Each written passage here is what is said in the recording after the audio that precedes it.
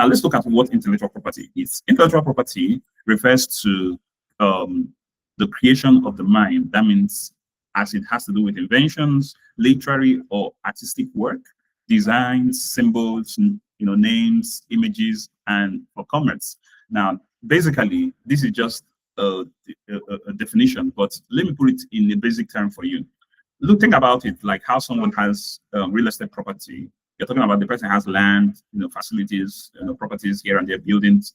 Now, when it comes to intellectual property, the same thing. Property means ownership of something.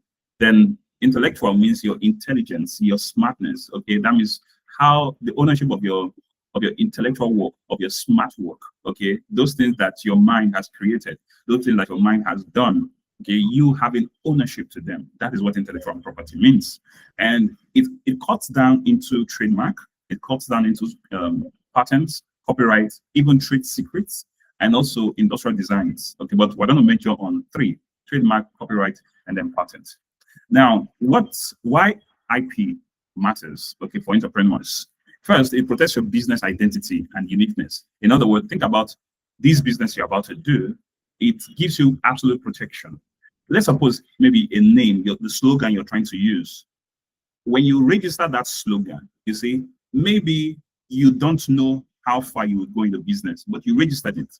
No matter how much level you've gone in that business, you see, nobody can take it from you. You own it, you see, but you can also decide to sell it if you want to. But it will be nice that you've gone very far in your business or in that career and you didn't register.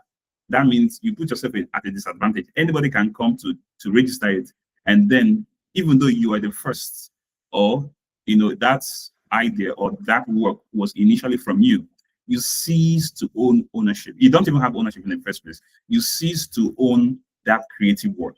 You see why? Because somebody has come to register it earlier before you. So it's very important to helping your business have some kind of value, and then identity. You see, it gives you a certain kind of like, think about Dangote, the slogan Dangote. Of course, that's the name of the business, but also it is the trademark, the mark of the company. That means when it comes to logo, nobody can use it.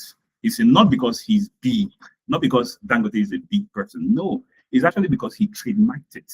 We're going to be looking at trademark shortly, but it's actually the reason why nobody can use it, not because he's a big company or he's a big man. No, it's actually because he trademarked it. So no matter your level, no matter what you're doing, no matter where you are at, nobody can take that intellectual property from you once you've registered it.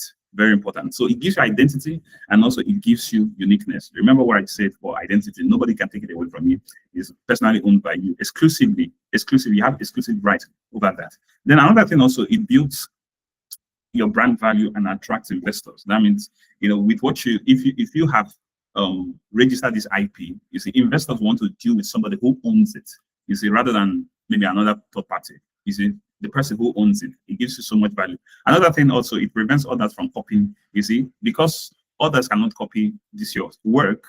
You have absolute ownership to do whatever it is you want to do. You see that?